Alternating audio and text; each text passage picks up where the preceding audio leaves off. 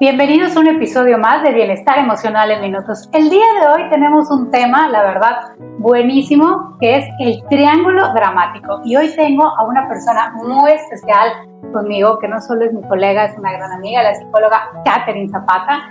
Platícanos, Catherine, un poco, ¿qué es esto del triángulo dramático? Hola, ¿qué tal, Denny? La verdad, un gusto estar aquí contigo y sobre todo un saludo a toda tu audiencia.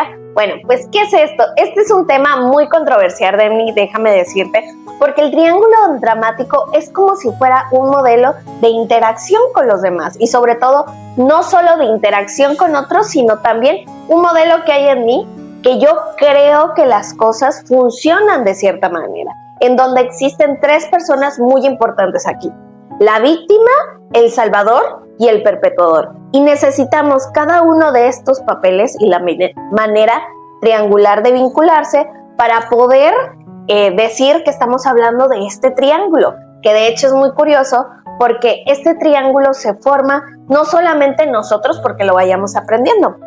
Y aparte no solo es un triángulo, platicábamos el otro día que ese triángulo a veces es un círculo, porque precisamente no sé si sabían que tú podrías ser la eterna salvadora, pero también la salvadora puede ser víctima y también perpetrador. ¿Cómo está eso? ¿Es en realidad que ese triángulo es porque igual es continuo, o sea, el que está arriba puede estar abajo? ¿O el perpetrador siempre va a ser perpetrador o van a haber momentos en el que esto cambia? Platícanos un poco, Catherine. Bueno, para hablar un poquito de esto, déjame que vamos a mencionar un poquito de qué es cada uno de ellos, ¿ok?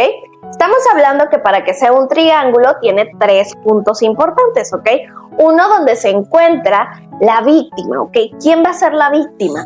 Va a ser esa persona que en diferentes circunstancias ha tenido diferentes traumas, tragos amargos, momentos difíciles, que en realidad ya sea que los ha vivido porque ella es causante de ellos o también porque alguien más de manera involuntaria a ella le tocó ser víctima de una situación. Entonces no logra salir de una manera adecuada de este proceso, no logra sanar y bueno, sigue replicando los papeles de víctima o a lo mejor sigue en el mismo ambiente en el que ha sido violentada, pudiera ser. Entonces, aquí hablamos de un papel de víctima. Hablamos también de un papel de salvador, ¿ok? Esa persona es aquella que le gusta ir por la vida, como lo dice su nombre, salvando, recogiendo, ayudando a los demás. Yo conozco bastantes personas, entre ellas me incluyo yo, que hemos sido perpetuos, siempre las salvadoras, ¿no? Pero gracias a Dios esto tiene solución. Exacto, ¿por qué? Porque esta parte salvadora nos lo enseñan mucho y está muy normalizado, ¿no? Está muy normalizado el sacrificarte por los demás, el que si eres mamá, sacrificarte por los hijos, si eres personal de la salud como nosotros que estamos en esa rama, sacrificarte por tu paciente. Entonces estamos hablando que es una pauta a las 11 de la muy noche. importante. Exacto, así meramente. Pero es esa necesidad que yo tengo de ayudar a los demás, ¿ok? Y es una delgada línea, ¿no? Entre realmente servir y aparte cuando ya duele, ¿no? Porque tenemos esta cultura, en mi caso familiar, donde el servicio está muy implantado, pero ¿hasta dónde? Que ya no duela, porque cuando ya empieza a doler, empieza a lastimar, empezamos a sacrificar nuestra vida, es cuando ahora sí somos la eterna salvadora y rescatadora. Y de hecho, dentro de esta definición que estamos manejando que se sacrifica, si te das cuenta, estamos en el término salvador, que yo ayudo, pero hay una delgada línea en irme a ser víctima. ¿Por qué? Porque yo sacrifico algo para darte un bienestar, ¿ok? Pero sin embargo yo te salvo, te saco de ahí, me pongo ese papel, esa mochila de yo soy todo esto, ¿no? Y pues bueno, del salvador también vamos a hablar de otro papel, que sería el tercero, el perpetuador. ¿Qué es eso? La persona que ya sea que agrede o hace algún tipo de violencia física, psicológica, sexual, entre otras, o ya sea que sea una persona que está detrás, poniendo todo lo malo de las otras personas, pero no solamente de ellos, sino también de sí mismo. Es aquel que no se trata bien, es aquel que se insulta, es aquel que está esperando el momento que sea el menos indicado, es decir, el error más mínimo para estar detrás de los demás o también de sí mismo. Claro, y yo me imagino que este es un tema que a veces no se platica. Platícanos un poco, Catherine, este triángulo dramático puede ser familiar, o sea, papá, mamá, hijos, lo podemos llevar incluso en una relación. Siempre tienen que haber 3 personas, o una persona puede jugar 2 roles, ¿no? En el caso de una empresa, por ejemplo, o siempre son 3 personas. Ok, déjame decirte que esto lo puedo vivir yo o lo puede vivir alguien más con un conjunto de personas, ¿ok? Yo lo vivo ya sea porque fue mi modelo de aprendizaje de cómo se relacionaba y cómo se trataba la persona, ¿ok?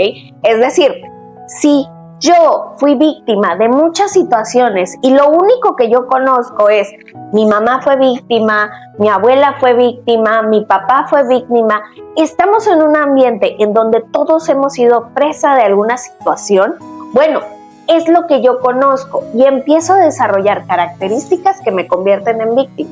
Pero luego, en ese sufrimiento, en eso que me ha pasado, también está, y bueno, aparece un nuevo papel, que es el de ayudar. Para que al otro, ya sea a mi hermano, a mi primo, a mi mamá, a mi abuelita, no le pase lo que yo he vivido, entonces yo lo salvo de esa situación. Y empiezo a desarrollar un papel en el que yo apoyo a los demás, en el que yo busco que estén bien, en el que se vuelve una necesidad el poder salvar, porque eso va a crear en mí una satisfacción y que yo me sienta bien. Pero ¿qué crees? Todo salvador se cansa. Todos nos cansamos de ir a rescatar de los demás, cargar cosas que no son mías.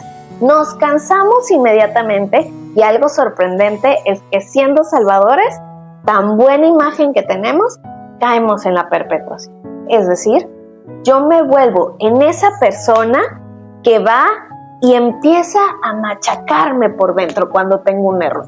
Esto quiere decir, quiero hacer algo, no sé, quería ayudar a una persona en específico y entonces yo hice todo lo posible, pero ¿qué crees? No la pude ayudar.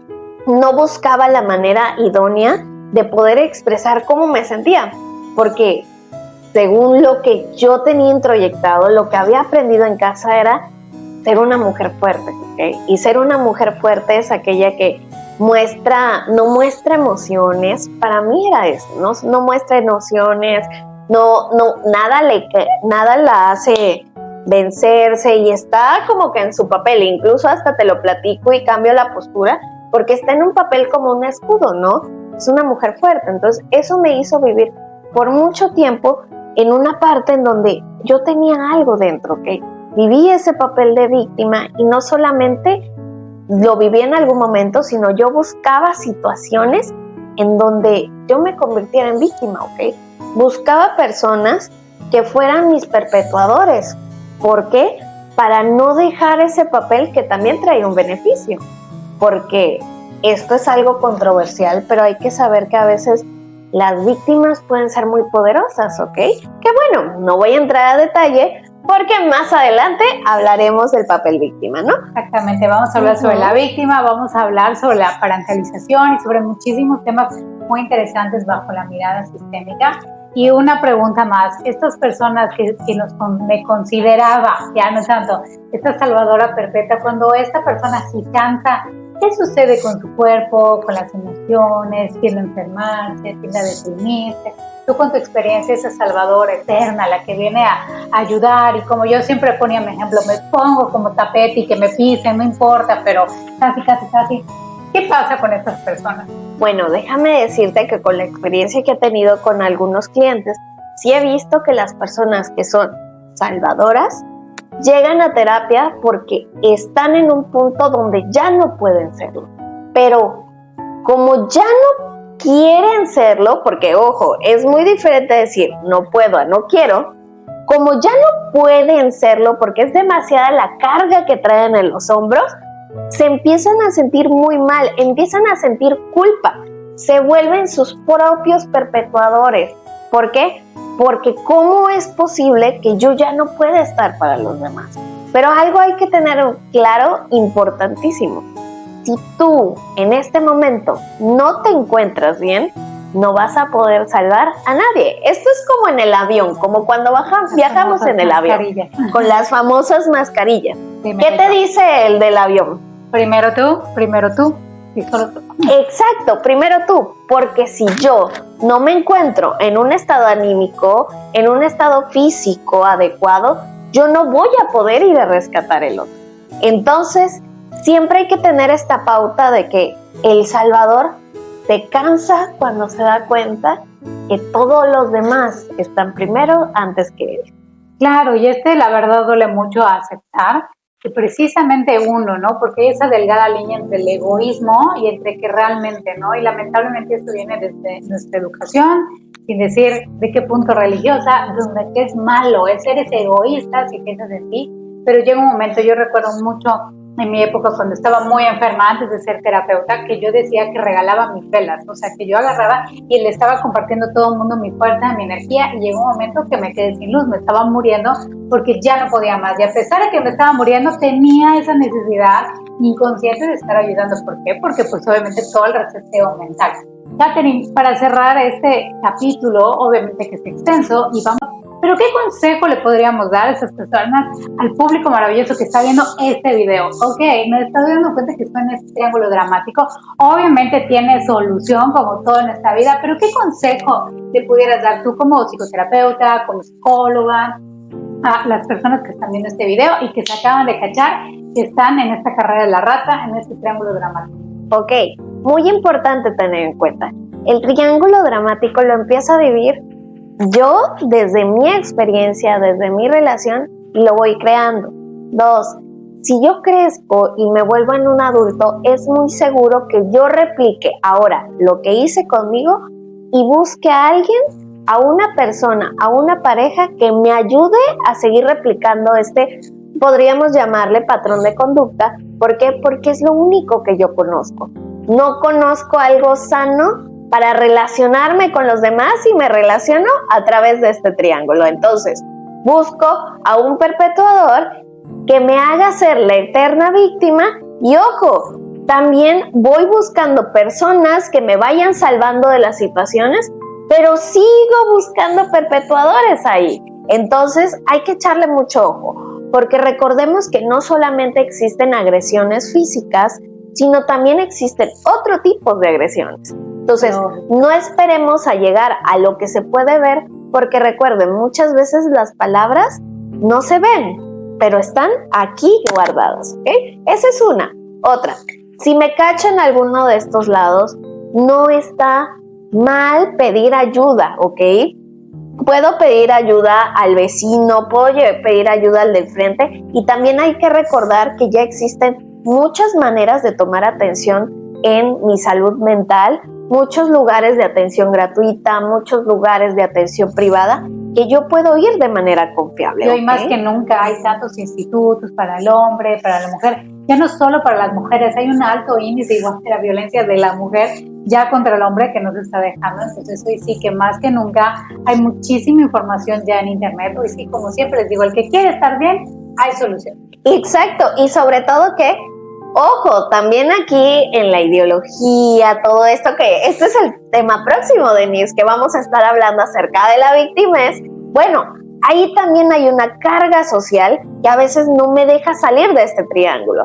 Porque ojo, muchas veces no nos damos cuenta que incluso este triángulo se replica en todo mi sistema, en todo mi círculo, porque es lo único que yo conozco. Y qué difícil es salir, ¿verdad? Esas famosas lealtades familiares que vemos en las relaciones familiares, quebrantar los códigos y ya no ser la víctima como todas mis primas, como todas mis hermanas o demás, porque vas a ser la oveja negra de la familia y duele.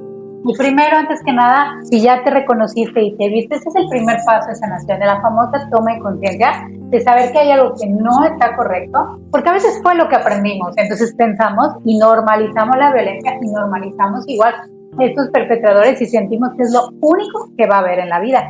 Y ahora, tomando conciencia, y si nosotros vemos que existe otro tipo de relaciones, podemos pensar y podemos crear un mundo nuevo, pero si no sabemos cómo lo podemos crear. Exacto, y ojo, no está mal decir que estoy mal, ¿ok? No está mal darnos cuenta que a lo mejor lo que yo conozco no es adecuado para mí, para mi salud, ¿ok? Recuerden, no hay que tener miedo. A veces pensamos que nosotros somos los únicos a los que nos pasa.